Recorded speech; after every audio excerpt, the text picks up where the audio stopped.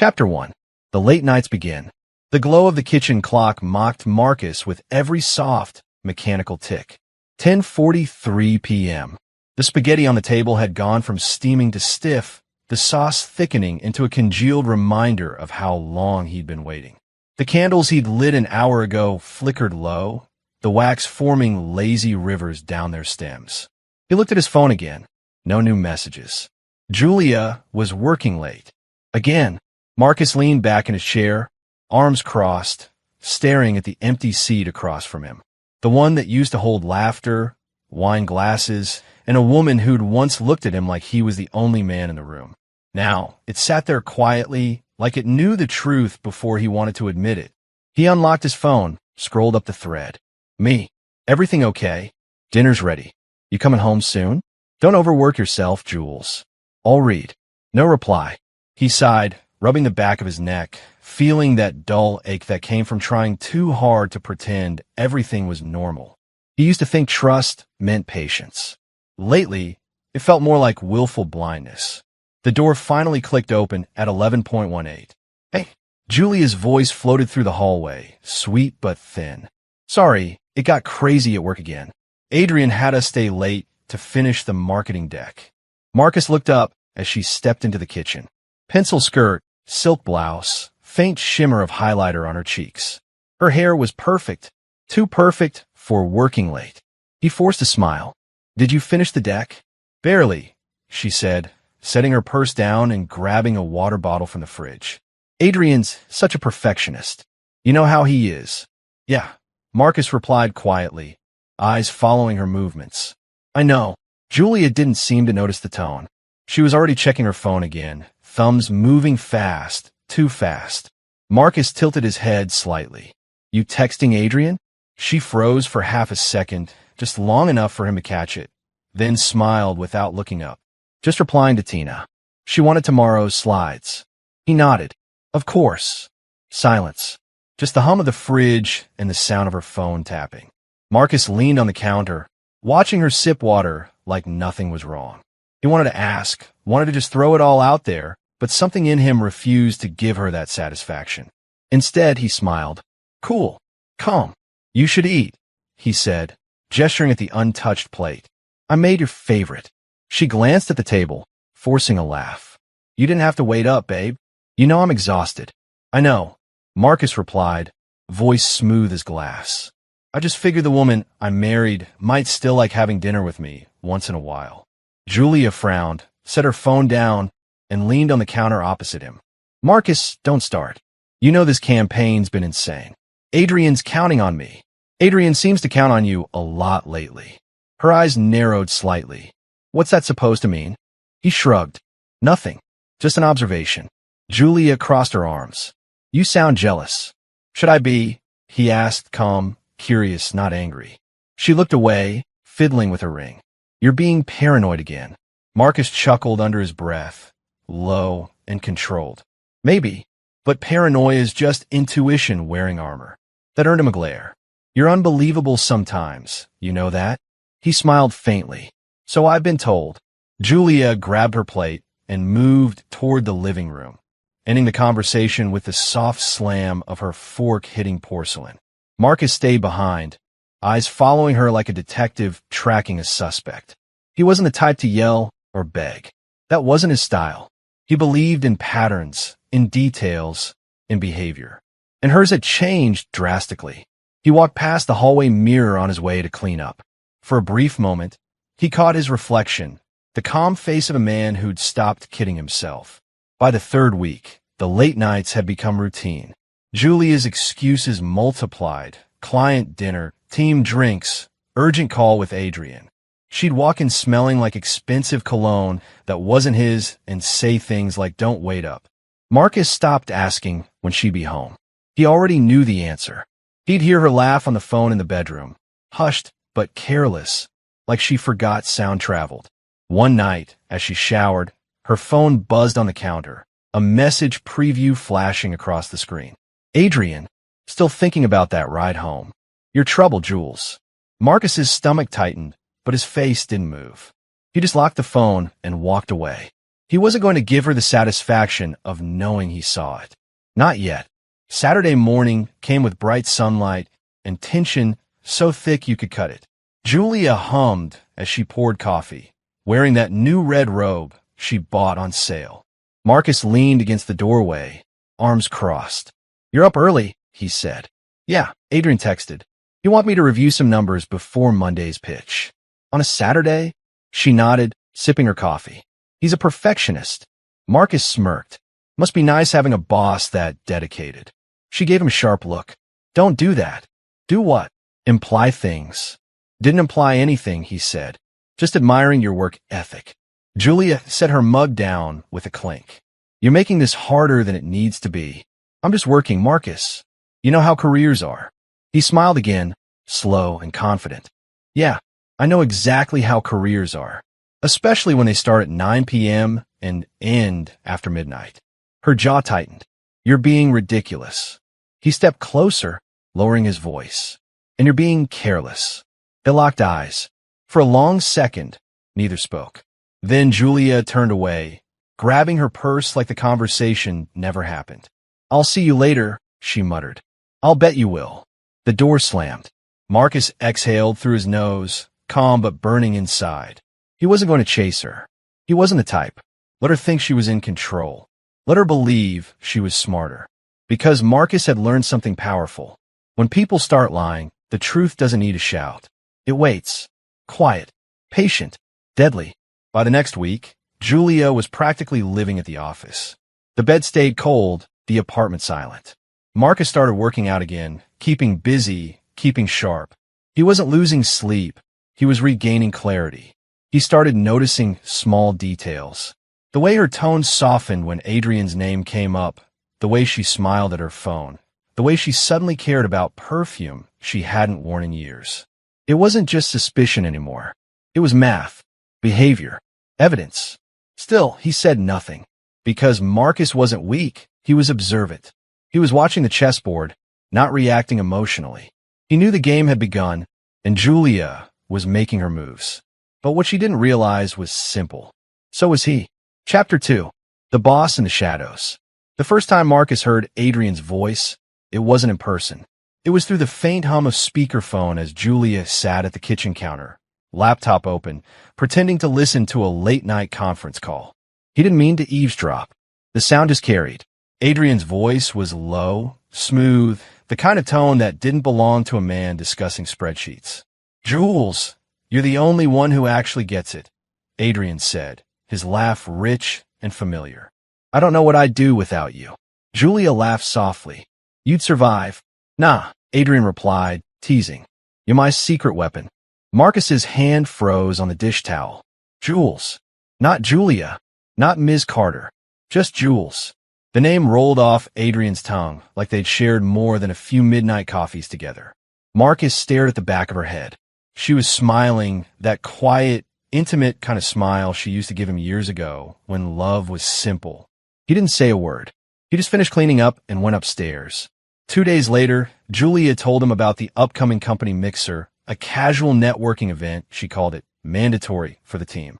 Marcus looked up from his tablet. Mandatory? Even for spouses? "Well," she said, tucking a strand of hair behind her ear, "technically no, but Adrian said it'd be great if we came as couples. Makes it more friendly." He caught the hesitation in her tone. She was over-explaining, rehearsed almost. "Sure," he said, standing. "Count me in." Julia blinked, caught off guard. "Really? I mean, you don't have to. I want to," he said smoothly. "It'll be nice to meet your boss. The guy who works my wife harder than I do." She laughed nervously, but Marcus could see it, the flicker of unease behind her practiced smile. The night of the mixer was all expensive suits, champagne flutes, and overcompensating smiles. It was held at a downtown rooftop bar, city lights painting everyone's faces in golden flecks of ambition. Marcus walked in beside Julia, her arm looped through his. He looked sharp, navy blazer, black dress shirt, no tie. Calm, composed, unreadable. "Wow," Julia said softly. "You clean up nice." "I always do," he said with a grin that didn't quite reach his eyes. They hadn't even reached the bar before Marcus spotted him. Adrian, tall, tanned, charming in that try-hard way, like a man who knew he looked good and made sure everyone else did too. The kind of smile that sold dreams and whispered lies. He was surrounded by co-workers, glass in hand, laughing too loud at something Julia's friend Lisa had said. When he saw Julia, his face lit up instantly. "Jules!" Marcus's jaw flexed. Adrian stepped forward, one hand sliding into his pocket like he owned the room. His eyes flicked to Marcus for half a second before returning to Julia. "You made it." "Of course," Julia said, her smile tight. "Adrian, this is my husband, Marcus." Adrian turned to him, offering a hand. "Marcus, man, good to finally meet you. I've heard a lot about you." Marcus shook his hand, firm, steady, unreadable. Adrian tried to squeeze harder, the unspoken power play of insecure men. Marcus didn't flinch. He just leaned in slightly, voice low and calm. "Nice to finally meet the guy Julia's been spending so many late nights with." Julia's laughter came out forced. "Oh my God, Marcus." But Adrian didn't miss a beat. He smiled, that same confident smirk he probably used to sell fake sincerity for a living. "Guilty as charged," he said lightly. "You know how demanding this job can be." "I do," Marcus replied evenly. "I just didn't realize it demanded candlelight and closed doors after midnight." Julia's elbow jabbed his side. "Marcus." He looked at her, eyes calm. "What?" "I'm just saying, your boss must be one hell of a motivator." Adrian raised his glass, his grin never faltering. "I like to think so." The conversation that followed was a dance of politeness with daggers hidden in every smile. Adrian bragged about his business trips, his leadership, his vision. Julia tried to keep the peace, laughing too hard at his jokes, deflecting when Marcus cut in with little comments that were just sharp enough to sting. "So, Adrian," Marcus asked at one point, leaning on the bar beside him, "how do you find time for all these late-night meetings? Must be tough keeping that kind of energy." Adrian chuckled. "You get used to it. When you love what you do, it's not really work, right?" Marcus nodded slowly, then tilted his glass toward him. "Or who you do it with?" Julia nearly choked on her drink. "Excuse me, I need some air," she muttered, walking toward the balcony. Adrian smirked, lowering his voice. "You've got quite the sense of humor, Marcus." "Oh, I wasn't joking," Marcus said casually, meeting his gaze. "But don't worry. I'm a big believer in letting people dig their own graves." Adrian's smirk faltered for a fraction of a second, just long enough for Marcus to see it. Then Adrian laughed, clapping him on the shoulder. "I like you, man. Sharp." "Sharp's one word for it," Marcus replied. Another would be aware.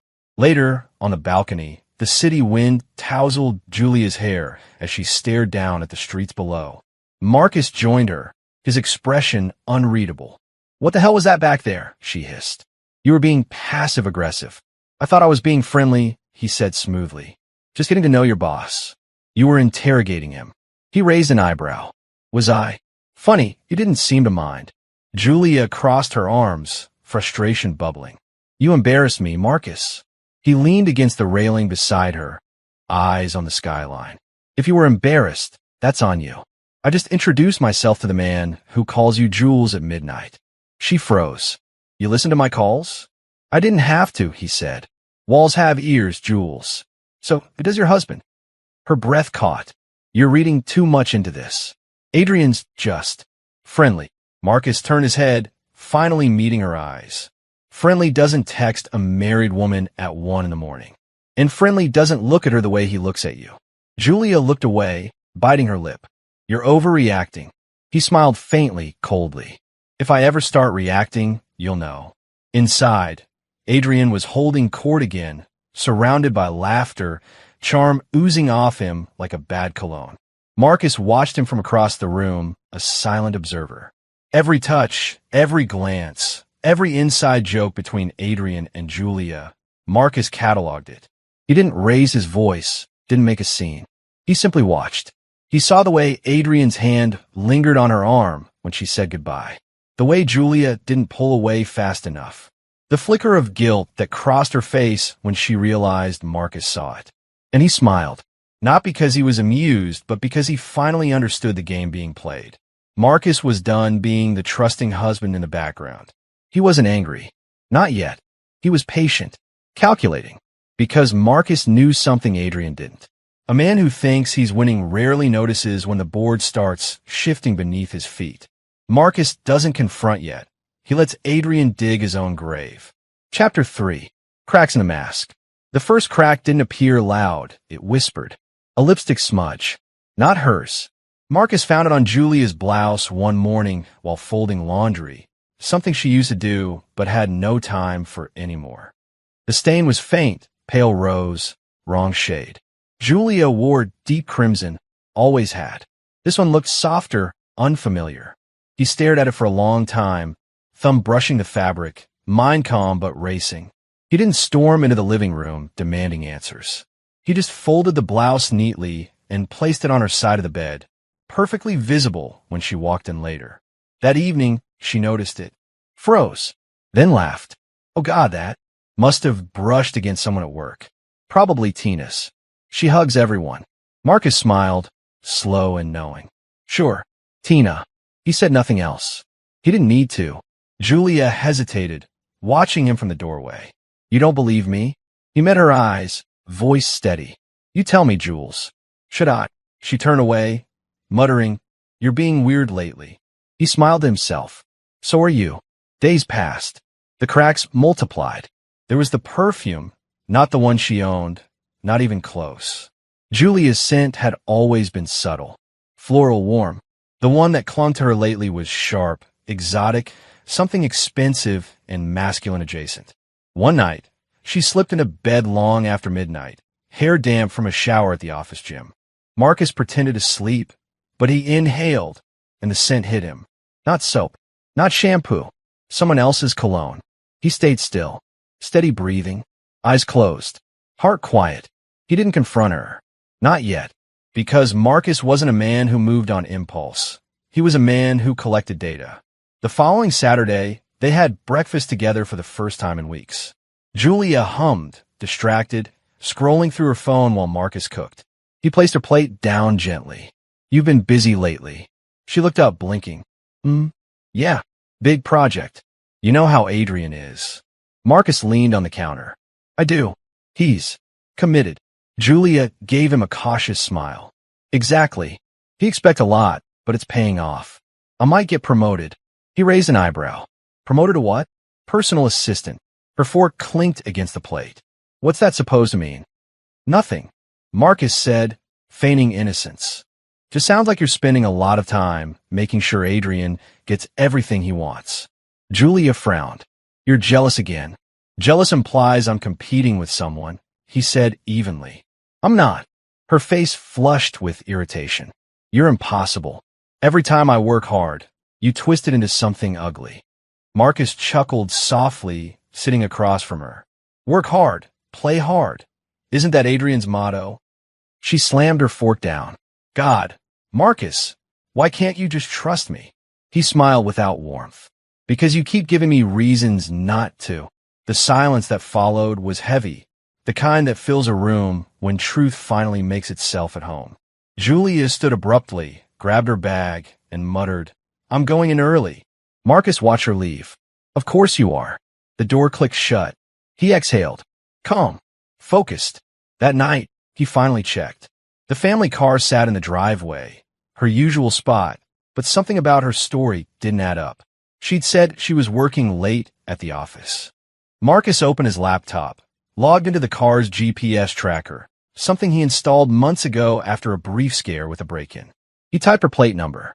A map popped up. The little blue dot wasn't at the office. It was downtown, a hotel.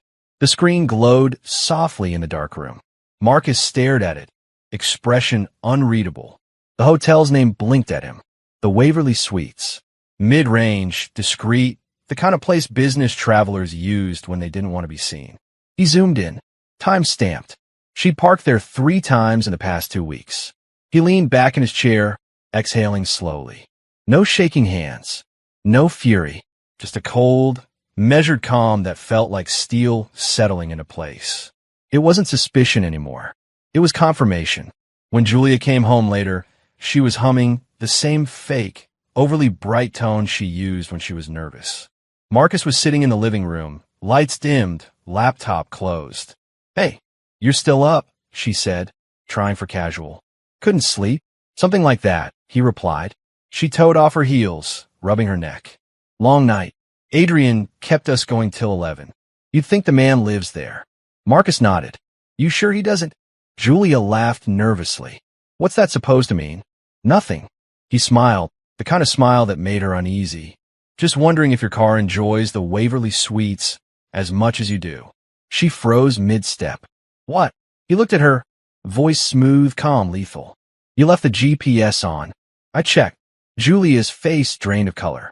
You tracked me? I protected my property, he said simply, including my car. The fact that it led me to your hotel rendezvous. That's on you, Jules. She sputtered. It's not what you think. Adrian had us meet a client there. Marcus tilted his head. At 11 p.m.? Wearing that dress. Her mouth opened and closed, searching for a script that would save her. You're being paranoid, Marcus. He laughed softly, not cruelly, but with a kind of detached amusement. That word's getting old. You should find a new one. Julia crossed her arms, defensive. You don't know what it's like. The pressure, the deadlines, the save it, he cut in. I'm not mad. Just enlightened. She blinked. Enlightened? Yeah, he said, leaning forward, elbows on his knees. See, I've been walking around in the dark, thinking I was crazy for feeling distance. But tonight, I realized I'm not crazy at all. I'm just observant. Her lip trembled slightly. You're twisting everything. He raised a hand, stopping her mid-sentence. Julia, don't insult both of us. You're smarter than that. The silence stretched again. Julia fidgeted with her bracelet, looking anywhere but him.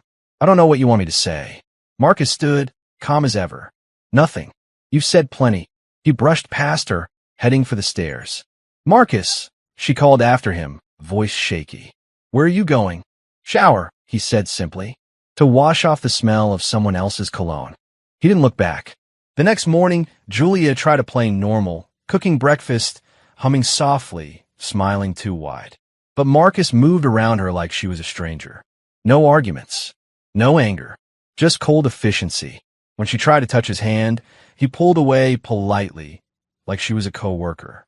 Marcus, she said, voice trembling. We need to talk. He looked up from his coffee. Talk is cheap. Actions are what interest me now. God, you're acting insane. Maybe, he interrupted, standing slowly. But at least I'm acting.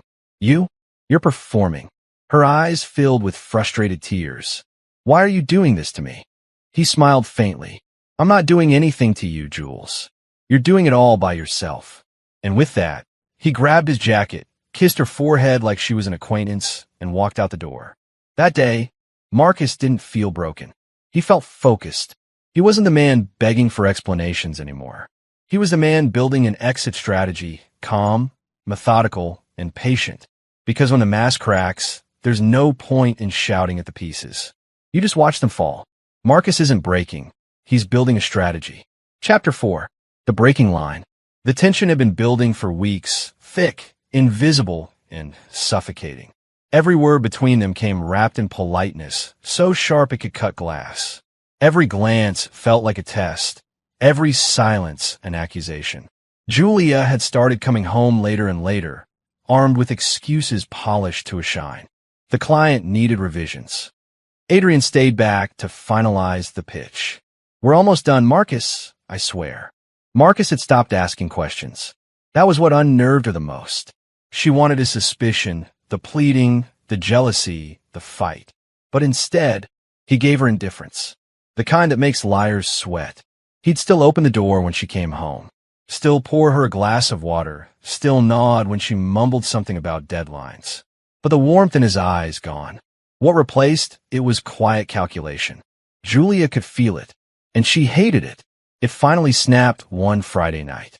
Julia came home at 11:48 p.m., smelling faintly of Adrian's cologne and cheap hotel air freshener. She kicked her heels off by the door, tossed her purse on the couch, and sighed like she was the victim of her own choices. Marcus was sitting on the armchair by the window, the lamp casting half his face in shadow. A book rested open in his lap, but he wasn't reading. Hey, she said lightly, trying to sound casual. He looked up. Hey, you're still up? Yeah. he said, voice even. Didn't want to miss your homecoming. She froze for half a second before forcing a laugh. Don't start, Marcus. Start what? He flipped the page, eyes scanning it like she wasn't even worth full attention. This, she snapped, stepping out of her blazer. This passive-aggressive silence thing you do. It's exhausting. He looked up finally, setting the book aside. Silence isn't aggression, Julia. Sometimes it's just acceptance. Her jaw tightened. What's that supposed to mean? It means I've stopped trying to convince you to be honest. Her eyes flashed. God, you're impossible. She threw her blazer onto the couch. You keep acting like I've done something wrong just because I'm working late. He leaned back, expression calm. You're not working, Julia. You're rehearsing. She blinked. Rehearsing what? The next excuse, he said simply. Her breath caught, not because he was wrong, but because he said it so easily. Then came the words, the grenade she'd been saving. She crossed her arms, her tone sharp, trembling with false conviction. If you can't trust me working late nights with my boss, maybe we shouldn't be together. The air seemed to freeze. Marcus didn't blink, didn't raise his voice, didn't beg for understanding like she expected. He just looked at her, long, unreadable, then nodded once. You're absolutely right. Julia blinked, thrown off. What? You said we shouldn't be together if I can't trust you. He stood, straightened his shirt collar. You're absolutely right. He walked past her, steady and deliberate, the sound of his footsteps echoing down the hallway like a verdict. Julia stood frozen in the living room, arms still crossed, lips parting soundlessly.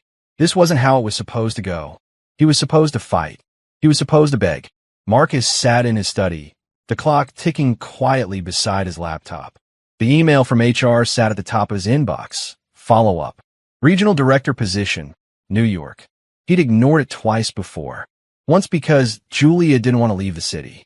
Once because he believed she was worth staying for. Now, both reasons were irrelevant. He clicked the email, scanned through the details, relocation package, start date, salary bump. All the things he used to dream about before marriage turned his ambition into compromise. He clicked accept. The confirmation box popped up. Are you sure you want to proceed? He smiled faintly. Never been more sure. One click. Done. The quietest act of rebellion he'd ever made, and the most powerful. He leaned back, exhaling slowly. Not satisfaction, not revenge, just relief. Because for the first time in months, he was the one making a move. Morning came early. Julia stumbled into the kitchen wearing one of his shirts, the same move she always used after a fight to disarm him. She poured coffee, forcing a smile that didn't reach her eyes. Morning, she said softly. Morning, Marcus replied, tone unreadable. She hovered near the counter, pretending to scroll through her phone. About last night. He interrupted, voice calm. No need to explain. You were right. She blinked, wary. Right about what? He looked up from his tablet. About not being together if I can't trust you. Her phone nearly slipped from her hand. Marcus, I didn't mean. He raised a hand.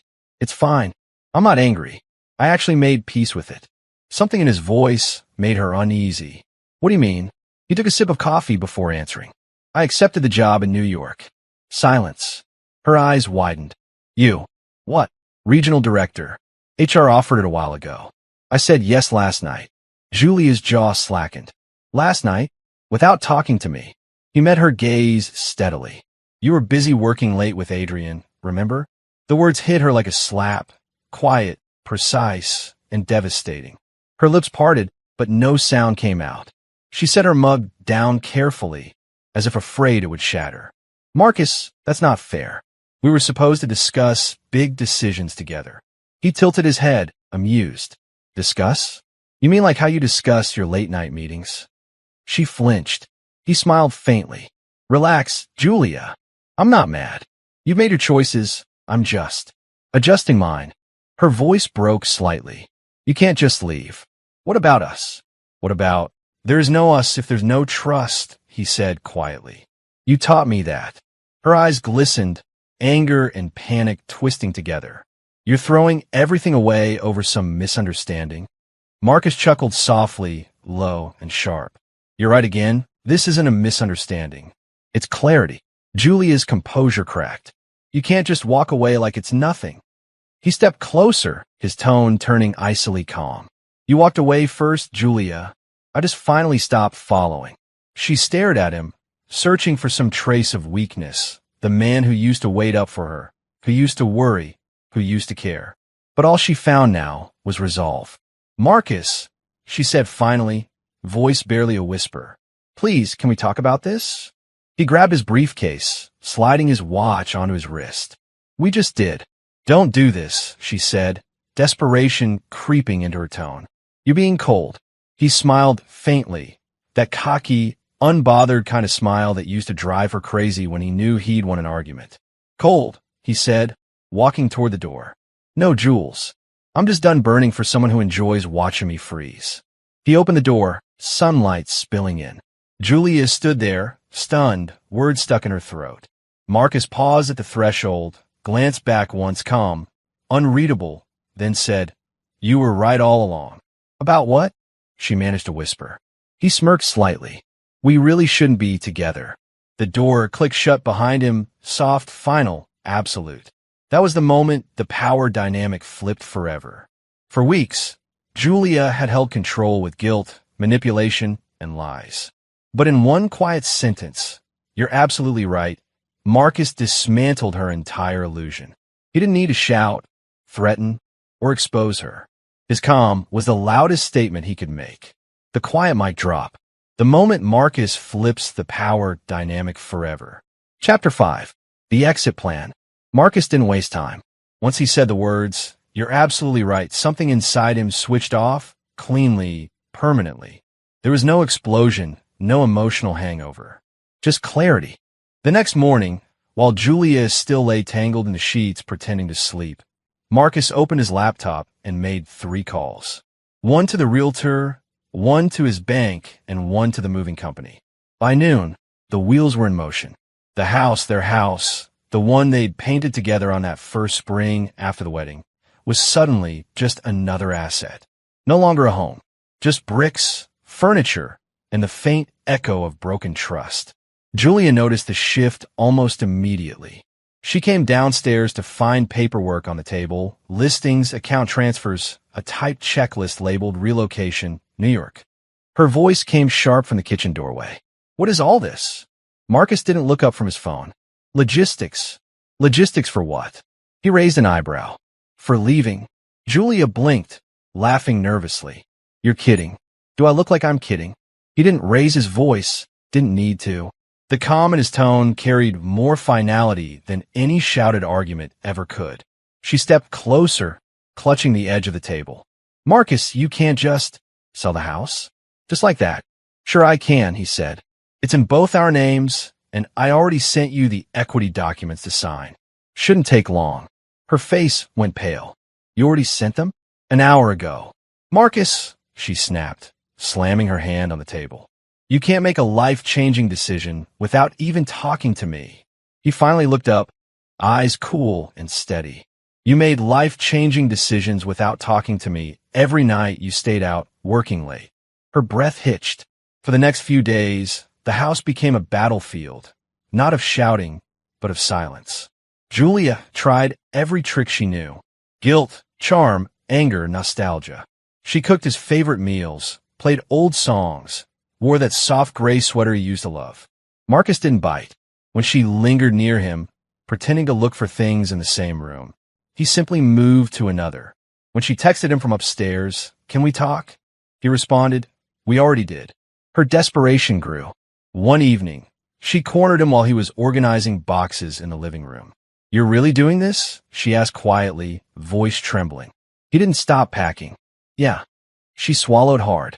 You're throwing away everything we built. For what? Pride. He laughed under his breath, not cruelly, just tiredly. You call it pride. I call it self-respect. Tears welled up in her eyes. It was a misunderstanding, Marcus. Adrian and I, it wasn't what you think. He sealed the box shut with duct tape. Ryup. Then tell me what it was. She hesitated. We were close, but it don't, he said, standing up. His tone wasn't angry. It was final. I'm not looking for confession or closure. Just honesty and it's a little late for that. Julia's chin trembled.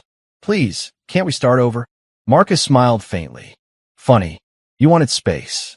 I'm giving it to you, a few hundred miles worth. Her composure cracked. She stepped forward, clutching his arm. Don't do this, please. He looked down at her hand, then back up at her face. Julia, you made this easy for me. The night before the movers arrived, she broke completely. Marcus was on the couch, laptop open, reviewing logistics for the transfer. Julia stood in the doorway, eyes swollen, holding one of their wedding photos, the two of them laughing in the rain, back when love felt simple. Do you even remember this day? She asked quietly. He looked at it, then nodded once. Yeah, I remember thinking I got lucky. Her lip trembled. So what changed? I realized luck doesn't last when trust doesn't. She stared at the picture for a long time, then set it face down on the counter. Adrian meant nothing, she whispered. It was stupid. I was lonely. I stopped. His voice cut through the air. She froze. He shut his laptop, meeting her eyes with a look that was both firm and tired. Don't rewrite history to make yourself feel better. You weren't lonely, Julia. You were bored. There's a difference. Her tears came harder. I made a mistake. Yeah, he said softly, and I learned from it. He stood, brushing past her toward the stairs. Good night. Marcus, she cried after him. Please, I can fix this. He paused halfway up the stairs, his hand on the railing. Without turning, he said, You can't fix something you kept breaking on purpose. Then he walked away. Morning came heavy with silence. The movers arrived at 9. Big men in blue shirts, cheerful voices that didn't belong in a house so heavy with regret. They hauled boxes out to the truck, while Julia stood barefoot in the doorway, arms wrapped around herself. Marcus supervised, calm and composed. Every item labeled, every bag sealed. He'd planned this like a man dismantling a life with surgical precision. Julia's voice cracked as he loaded the last suitcase into his car. So that's it? You're just gone. He nodded. Pretty much. After everything we've been through. He met her gaze steadily. Exactly because of everything we've been through. Her eyes flooded again. You're cold. He smirked faintly. No, I'm done. She tried one last weapon, the guilt play. I gave up so much for you, Marcus. My time, my energy, my career. He tilted his head. And then you gave the rest to Adrian. Don't act like you're out of charity. Her lips trembled. I didn't mean to hurt you. He smiled. You didn't. You just reminded me I deserve better. Then he opened the car door. Julia stepped forward, desperate, voice trembling. Marcus, please just talk to me. We can go to counseling. We can. He held up a hand. No, Julia. You wanted freedom. Enjoy it. She sobbed. You don't mean that. He slipped on his sunglasses, cool as ever. I really do. She reached for him again, but he stepped back. Don't make this harder. You wanted space. I'm giving you a few hundred miles worth. The words hung in the air, calm, cruelly poetic. Julia's sobs broke into hiccups. You can't just walk away. Marcus leaned on the car door, eyes sharp, voice low. You walked away months ago. I'm just catching up. He slid into the driver's seat, started the engine, and paused for just a second. She stood in the doorway, small, broken, trembling, a ghost of the confident woman who once threw his trust away like it was pocket change. Marcus looked at her one last time through the window. His expression softened, not with pity, but with finality. Goodbye, Julia. Then he drove off. The house grew smaller in his rearview mirror, fading behind him like a scene from another life. Marcus didn't look back again. Not once. Because he wasn't leaving something behind. He was reclaiming everything she'd made him forget. His pride, his peace, his freedom. And as he merged onto the highway, the morning sun catching the edge of his sunglasses, he smiled to himself. No revenge. No grand gesture. Just silence. Because in the end, Marcus didn't need to get even. He was the revenge. Chapter 6. The Power Shift. The jet touched down at JFK just past midnight. Marcus looked out the window as the city lights spread beneath him like a constellation of second chances. New York, loud, alive, unapologetic. Perfect. He stepped off the plane in a tailored Navy suit, duffel slung over one shoulder, the kind of calm swagger that came from burning the bridge you once thought you needed. A new job, A new skyline, a new version of himself. The city greeted him with cold air and promise. His new apartment sat 20 stories up on the Upper West Side, sleek, minimalist, nothing sentimental. Just glass, steel, and skyline. He unpacked methodically that first night. Suits on one side, gym gear on the other, no trace of the past. The silence was different here, not the tense quiet of suspicion, but peace. He opened the window, let the hum of the city filter in, and realized something startling. For the first time in years, he wasn't waiting for someone to come home. No clock watching, no anxious phone checking, no guessing games. Just him and the freedom to breathe. He slept that night without dreams, the city lights flickering softly against the walls. By Monday morning, Marcus was in full stride. The New York office was sharp and fast-paced. People spoke in results, not excuses. His first day, the regional VP gave him a quick handshake and said, "We've been waiting for someone who can handle chaos without flinching." Marcus smirked. "Then you picked the right man." He meant it. The work poured in: client negotiations, high-stakes meetings, strategy sessions that ran till midnight. But this time, the late nights meant something. They weren't a cover for betrayal. They were the grind that made him sharper. He bought a new wardrobe, crisp charcoal suits, black leather shoes, ties that said, "I'm not the man you left." The gym downstairs became his ritual. Morning runs on the treadmill overlooking the Hudson. Evenings with jazz and whiskey.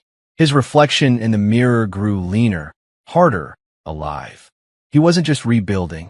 He was evolving. Weeks passed, and Marcus barely thought about Julia. She'd become a ghost story, something he'd tell himself only when he needed a reminder of how far he'd come. Then, one afternoon, during a lunch break at the office, the universe sent him a gift. It came in the form of a forwarded email from a coworker in the old branch. Subject line: "You won't believe this." He opened it casually, sipping his espresso. Inside were screenshots, group chats, internal HR memos, and a summary of an incident involving Adrian Walker and a subordinate employee. His brow arched. Julia, of course. Apparently, Adrian's wife, a fiery brunette named Camille, had discovered everything. She'd gone full scorched earth, exposing months of text messages, photos, even hotel bookings that Julia had apparently been dumb enough to save on her work laptop. Marcus let out a quiet chuckle. The HR department had launched an internal investigation. Adrian was suspended, pending review. Julia's name was all over the gossip threads, colleagues whispering about the creative team scandal that tanked the firm's biggest account. The email ended with one line from his old coworker. "Guess you dodge a bullet, man." They're both finished. Marcus leaned back in his chair, smiling faintly. He didn't reply, didn't gloat, didn't even forward it. He just closed his laptop, leaned back, and let the satisfaction wash over him. Because this wasn't revenge. This was balance. That night, Marcus met his new team for drinks at a rooftop bar overlooking the skyline. The city glowed beneath them, all glass and fire. A junior associate named Rachel handed him a whiskey. "So, New York treating you well, boss?" He smiled, like it's been waiting for me. She grinned. "You sound like a man who left something heavy behind." He lifted his glass. "Not something, someone." The team laughed, and Rachel gave a knowing smirk. Her loss. Marcus clinked his glass with hers. Exactly. Later that night, back in his apartment, he scrolled through his emails again. Another message from an old friend, this time with a screenshot from social media. Adrian's company statement. Following recent revelations, Adrian Walker has resigned effective immediately. Julia's LinkedIn update. Former marketing coordinator at Walker & Hayes. No current position. No update. No smiley emojis. Just silence. Marcus exhaled through his nose, half amusement, half disbelief. He thought back to those nights when Julia came home late, her excuses polished and her perfume foreign, to the way she'd said, "Maybe we shouldn't be together." And now here they were. She'd gotten exactly what she'd asked for. The next morning, he went about his day like nothing happened. Presentation at 10, client meeting at 2, gym at 6. His world moved forward, effortless, detached. But that evening, as he stood on his balcony watching the lights of Manhattan flicker to life, He let himself smile. It wasn't vindictive. It was acknowledgement, a nod to karma doing its job better than he ever could. The universe had handled it with perfect precision. Adrian lost his career. Julia lost her reputation. And Marcus? He gained peace. No confrontation. No courtroom drama. No shouting match. Just poetic justice, wrapped neatly in HR emails and corporate downfall. A week later, his phone buzzed. Unknown number. He almost ignored it until he saw the message preview. Julia, can we talk? Marcus stared at it for a moment, the ghost of a smirk tugging at his lips. He didn't reply. He placed his phone face down, poured himself a drink, and walked to the balcony. The city stretched out before him, alive, limitless, completely his. The same skyline that once intimidated him now felt like home. He took a slow sip of whiskey, the ice clinking softly. Julia was probably sitting somewhere in her empty apartment, crying into the same silence she'd once given him. Adrian was probably halfway through damage control, with a divorce lawyer breathing down his neck. And Marcus? He was thriving. The next morning, the office buzzed with chatter. Someone mentioned Adrian's name again. The scandal had made it to industry news. Marcus overheard from across the hallway. Total mess, one analyst said. HR nightmare. His wife exposed everything. Emails, photos, everything. Marcus walked past them, coffee in hand, expression unreadable. One of the interns looked up. Hey, Marcus, didn't you used to work with those guys? He paused just long enough to let the question hang. Then, with that effortless smirk, he said, used to. Then he kept walking. That night, Marcus ended his day the way he started it, calm, composed, and completely unbothered. He lay in bed, the city hum outside his window like a lullaby. For years, Julia had been the storm that kept him restless. Now peace had weight. Silence had music. He turned off his phone. No need for closure. No need for revenge. He'd already won, quietly, decisively. The universe did the dirty work. Marcus just watched it unfold. Chapter 7. The Message. 3 months had passed since Marcus had last thought about Julia for more than 5 seconds at a time. New York had a way of keeping him busy, deals to close, dinners to attend, a city that never stopped moving. He'd slipped into its rhythm perfectly. The skyline outside his apartment window had become his compass, his constant reminder that life moves on whether you're ready or not. He was. Friday evening, golden hour painted the city in soft amber light. Marcus stood in front of his mirror, buttoning up his black shirt, sleeves rolled just below the elbow. The plan was simple, a weekend trip to Los Angeles, part business, part indulgence. Meetings, a little surfing, maybe a date if time allowed. His phone buzzed on the counter. He didn't check it right away. He was in no rush. Another buzz, then another. He glanced over, expecting it to be work. Instead, the name on the screen froze him mid-step. Julia. His brow lifted, amused. He hadn't seen that name pop up since. Well, since she tried that pitiful "Can we talk?" text months ago. The one he'd ignored without a second thought. Now she was back. He unlocked the phone and read the message. What are you doing this weekend? For a second, Marcus just stared at it. The audacity almost made him laugh. No hi, no apology, no explanation. Just a casual opener like nothing had happened. Like she hadn't torched their marriage, thrown his trust into a blender, and watched it crumble while she whispered lies to another man. Marcus tilted his head, smirk playing at his lips. She wanted to test the waters, to see if the man she'd lost was still orbiting her gravity. Too bad for her. He'd left that orbit a long time ago. He poured himself a drink, leaned against the counter, and scrolled back through old memories for a moment, not out of nostalgia, but curiosity. Their old text thread sat there like a time capsule. Her heart emojis, the late night, I miss US, the sudden cold tone when she started working late. He scrolled past them slowly, shaking his head. It was like reading someone else's story. Back then, she had all the power. Back then, she could wound him with silence. Now, her message was nothing more than background noise. Still, Marcus wasn't one to ignore an opportunity for poetic closure. He set his drink down, grabbed his carry-on, and checked the time. His flight was in 2 hours. Perfect timing. At JFK International Airport, the hum of the crowd buzzed around him. Rolling suitcases, muffled announcements, the faint smell of espresso and jet fuel. Marcus moved through it all like a man who belonged there. The first-class line opened with a nod from the attendant. His ticket, gleaming white with gold trim, caught the light as he handed it over. He could feel eyes on him, the quiet kind of attention confidence attracts. As he stepped into the lounge, he pulled out his phone again. Julia's message still sat there, unread, her name glowing at the top of the screen. He smiled, slow, deliberate. Then he opened the camera. One quick adjustment. The angle caught him perfectly.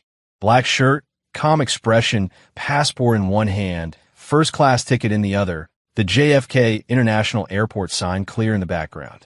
Click. A clean, effortless shot. He opened their chat, typed 3 words beneath the image. Catching a flight. Then added, just to twist the knife with style. You? He hit send. Message delivered. And then he waited. He didn't have to wait long. A minute later, the typing bubble appeared, that small, trembling symbol of hesitation. She was there, reading it, processing it.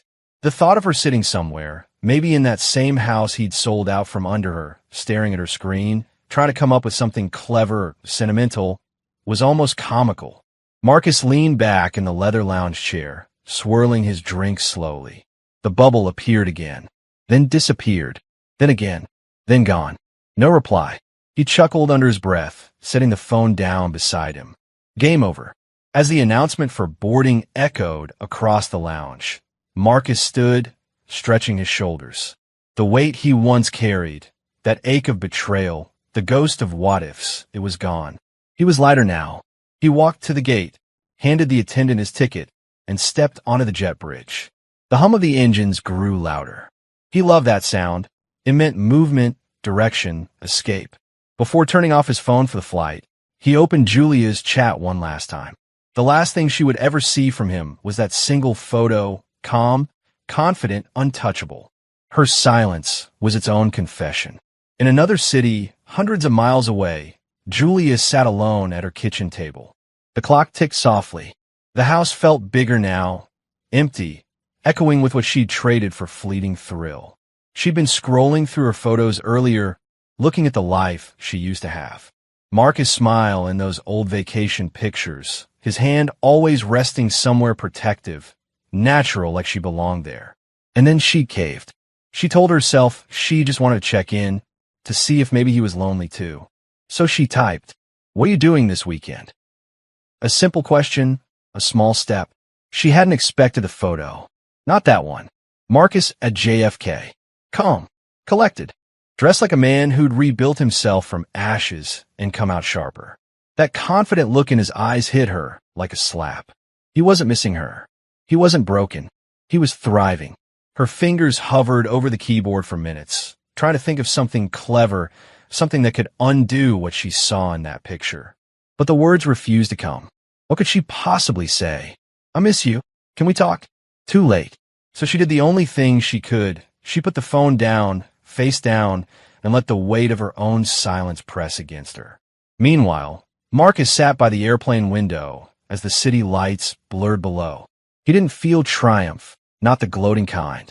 Just clarity. Some people chase closure, others create it.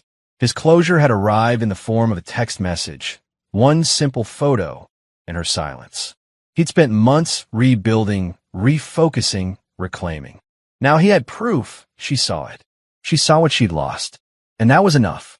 The seatbelt sign lit up. Marcus leaned back, closed his eyes, and exhaled. Somewhere below, his old life grew smaller and smaller, until it was nothing but a glittering dot in the dark. Hours later, when the plane leveled out above the clouds, he turned his phone back on for a quick check. No reply, no follow-up, just that same, unanswered message sitting quietly in his inbox. He smiled, deleted the entire chat, then slipped the phone back into his jacket pocket and turned his gaze out the window toward the horizon waiting ahead. One photo, one move, game over. Chapter 8. The Starbucks Scene. It was a gray Manhattan morning, one of those half-raining, half-misting days that soak the edges of your coat without warning. Marcus sat by the window of a Starbucks in Midtown, laptop open, black coffee in hand, the city alive outside. Horns blared, people rushed past, and he was perfectly still, calm, centered, untouchable. His world had changed since New York became home. He'd earned his promotion, bought a minimalist apartment with a skyline view, and found a rhythm that fit him. He worked hard, trained harder, and didn't owe explanations to anyone anymore. Then his phone buzzed. Unknown number. Local code. He frowned slightly, ignoring it at first. Probably a client or one of those networking let's grab lunch types. But then it buzzed again. This time, a message. Marcus, please. It's Julia. I'm in Manhattan. Can we talk? Just one coffee. Please. Marcus leaned back in his chair, reading the message twice. The corners of his mouth twitched upward. Julia, the woman who once told him, if you can't trust me working late, maybe we shouldn't be together.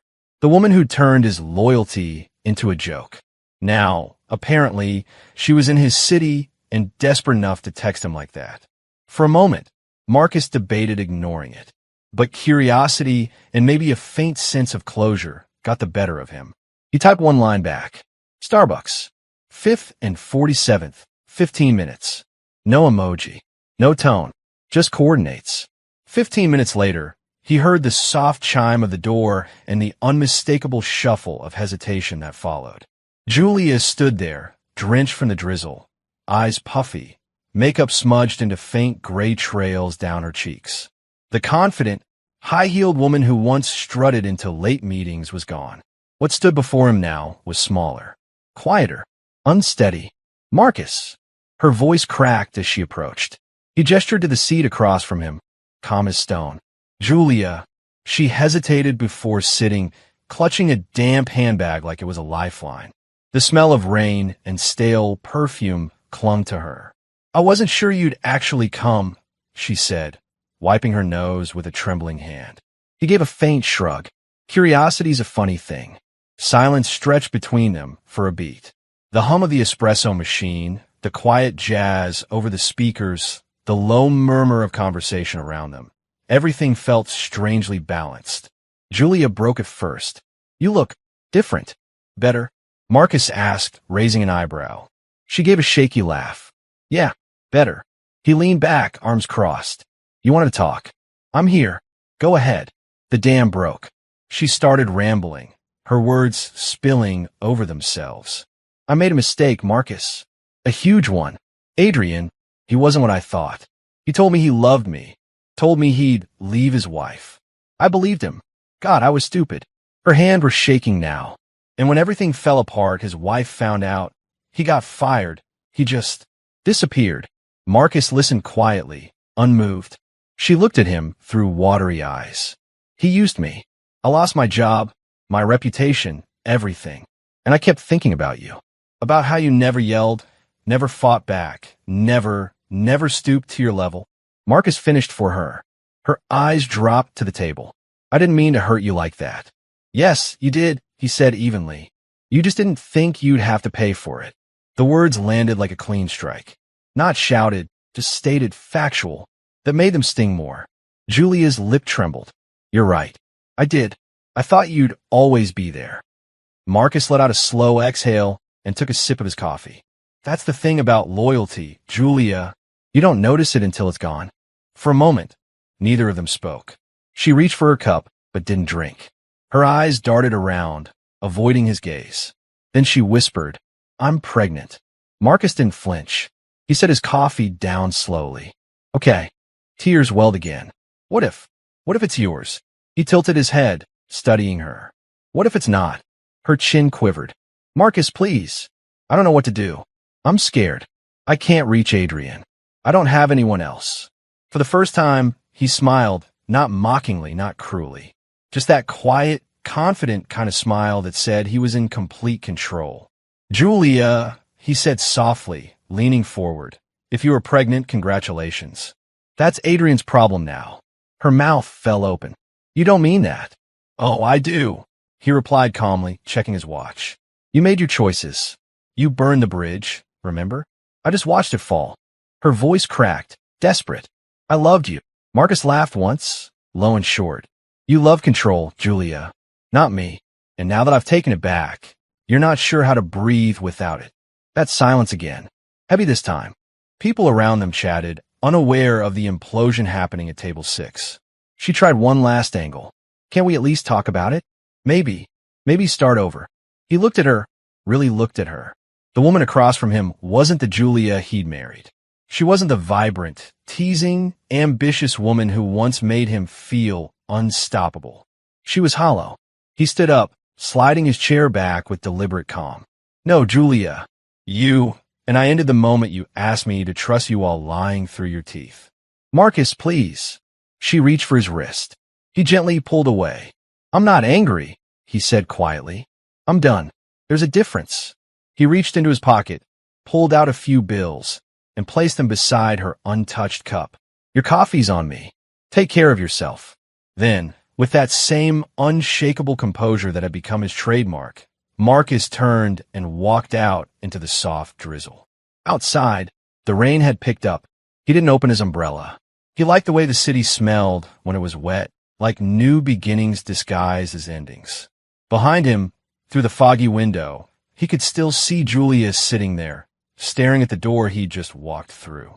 She was crying again, shoulders shaking, clutching the cup he'd paid for but never wanted. He didn't look back. As he stepped on a Fifth Avenue, the city swallowed him whole, yellow cabs splashing by, umbrellas blooming like flowers, a world moving forward without pause. Marcus tucked his hands into his pockets, shoulders relaxed, eyes clear. No anger, no guilt, no need for revenge. Just peace, the kind that comes when you finally realize that walking away isn't losing. It's winning quietly. Back inside, Julia's phone buzzed once more. An automated alert. Bank transfer complete. Joint account closed. She stared at it through tears. The final cord severed. Marcus, meanwhile, stopped at the curb, watching the traffic lights reflect against the wet pavement. A small smirk tugged at his lips. He'd come full circle. No shouting, no chaos, just quiet power. He flagged a cab, stepped inside, and gave the driver an address uptown. Where to, boss? The driver asked. Marcus smiled faintly. Somewhere better. The cab pulled away, tires slicing through rainwater, leaving behind a Starbucks where one woman finally understood what losing really meant. Calm, composed, untouchable. Chapter 9.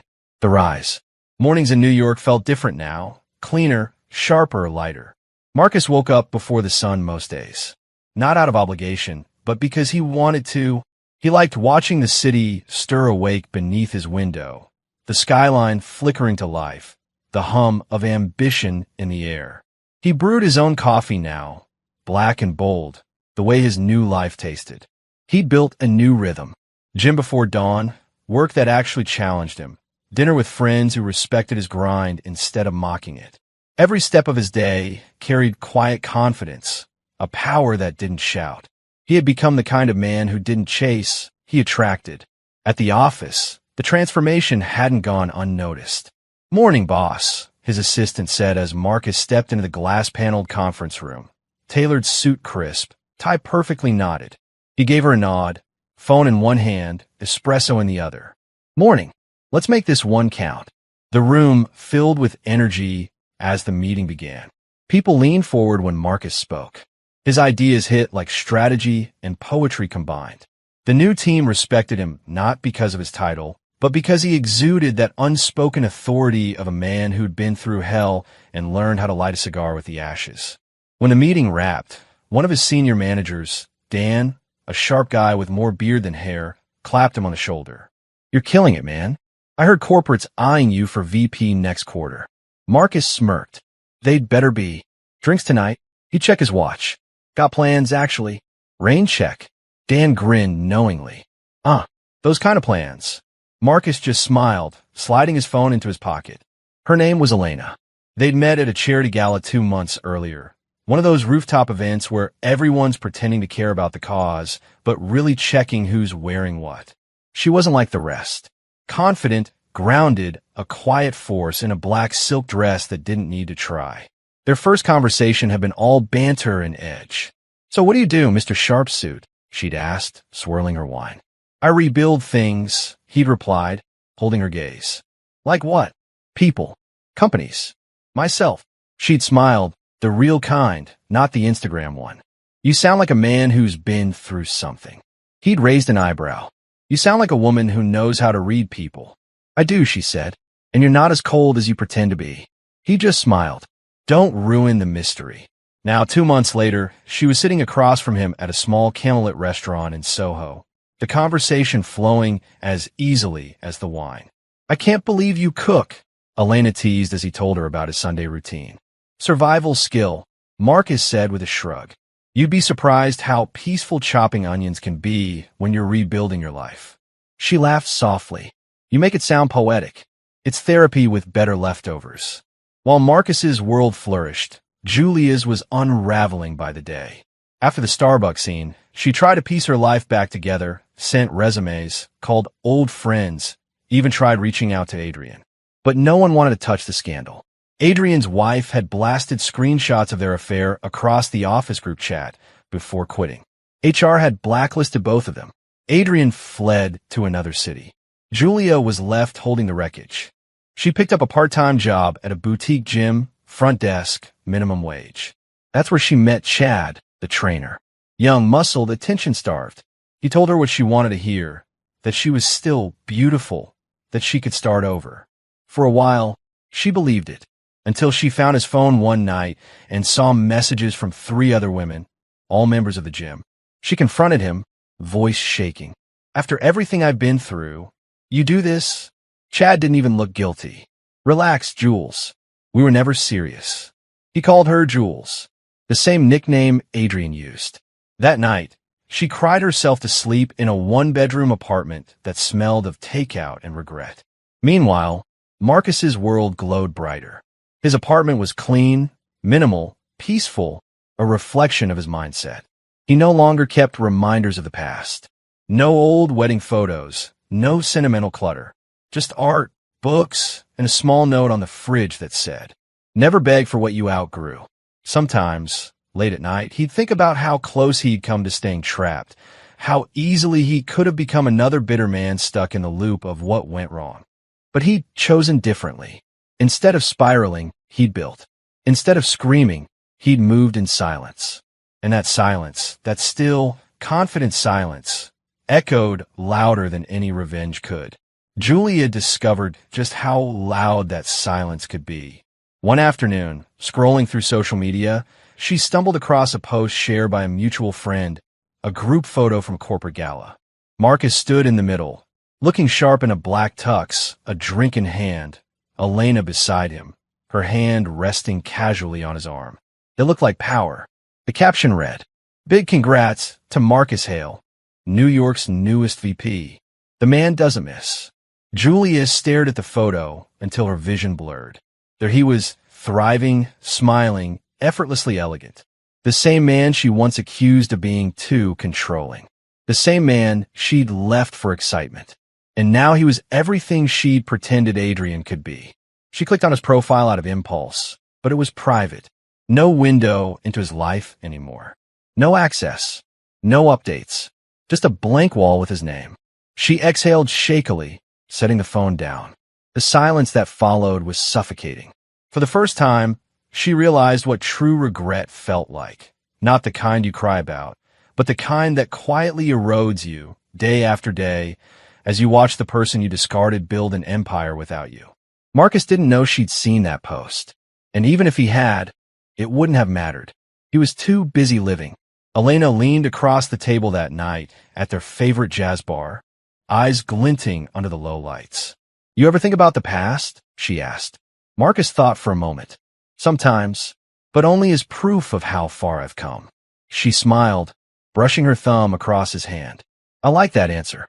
He met her gaze, steady, unshaken. I like this life. Outside, the city glimmered, full of stories, second chances, and lessons learned the hard way. Marcus walked Elena home afterward, the two of them laughing as they dodged puddles along the curb. When they reached her building, she kissed him softly on the cheek. Call me when you land that next promotion, Mr. VP. He chuckled. Deal. As she disappeared inside, Marcus turned toward the streetlights, hands in his pockets, the night air cool against his face. His phone buzzed once, an unknown number again. He didn't even check it this time. He just smiled, slipped it back into his pocket, and kept walking.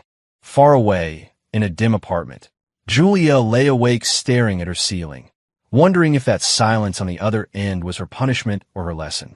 Maybe both, because Marcus's silence, his calm, unbothered distance, hurt more than any cruel word could have. He hadn't shouted, hadn't cursed her name. He'd simply lived well. And for Julia, that was the one wound that would never heal. The rise wasn't revenge, it was evolution. Chapter 10. The Full Circle. It was a quiet Sunday morning in Manhattan, one of those rare moments when the city seemed to hold its breath.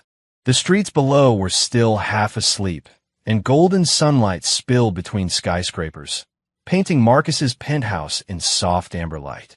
He stood by the window, coffee mug in hand, shirt unbuttoned at the collar, watching the world stretch awake beneath him.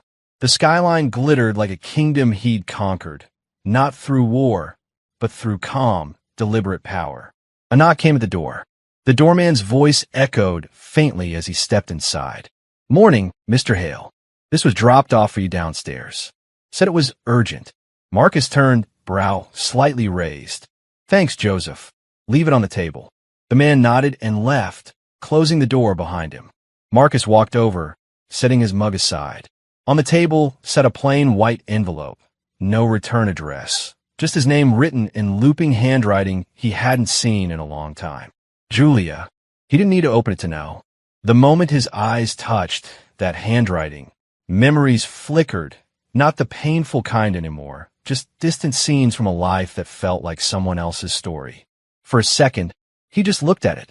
The paper was creased, edges smudged, as if it had been handled 100 times before finally being sent.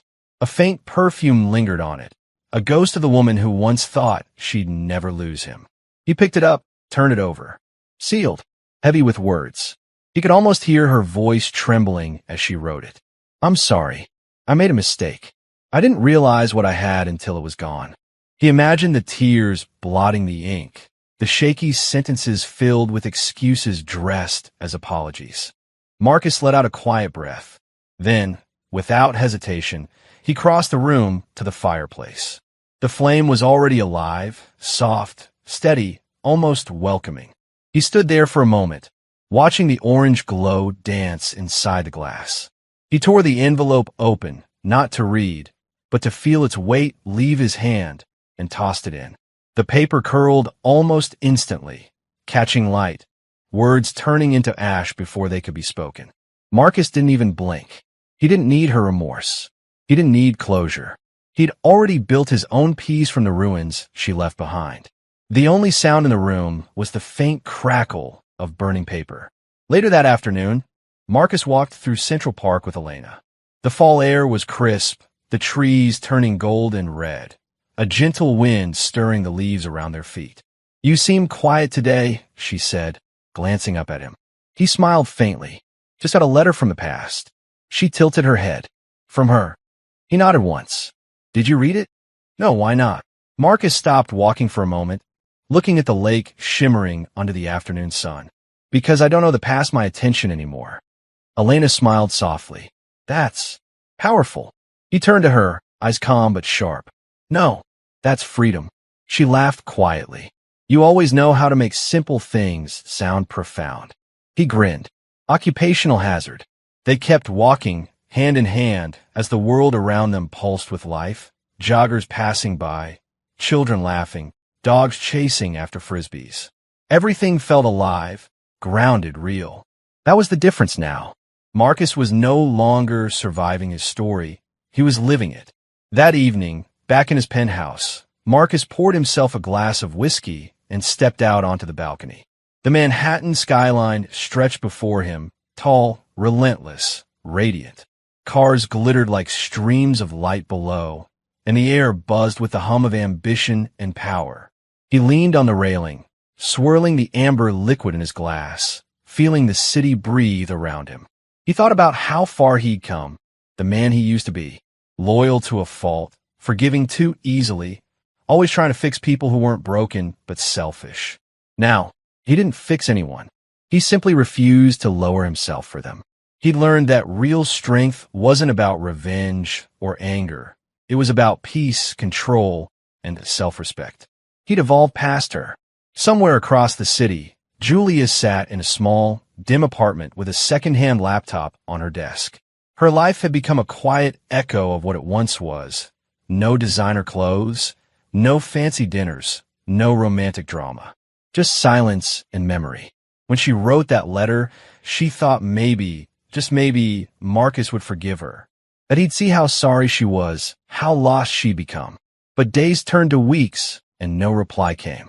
She'd check her phone constantly, refreshing her inbox, scrolling through social media.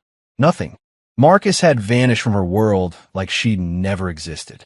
The silence was louder than any insult. She whispered into the emptiness, "You won, Marcus." But she was wrong. He hadn't won anything. He'd simply outgrown her. Back in the penthouse, Marcus set his glass down and moved to his piano, something he'd picked up after his promotion, more for therapy than talent. He played a few notes, the sound warm and steady, filling the room like a heartbeat. Elena called from the other side of the room, slipping off her heels. "That's new." He smiled over his shoulder. "Working on it." She walked up behind him, resting her hands on his shoulders. "You're full of surprises." He looked up at her with that familiar, confident smirk. "That's the point." She laughed softly, leaning down to kiss his cheek.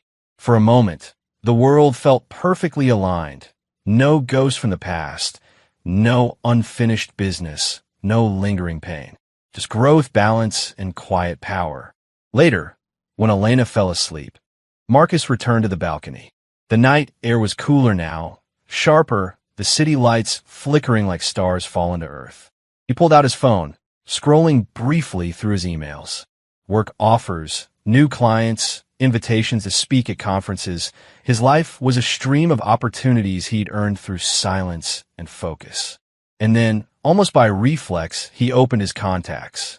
There was Julia, old, still saved from another life. He hovered over it for a second. No emotion, no bitterness, just finality. Then, with a small smirk, he pressed delete contact. Gone.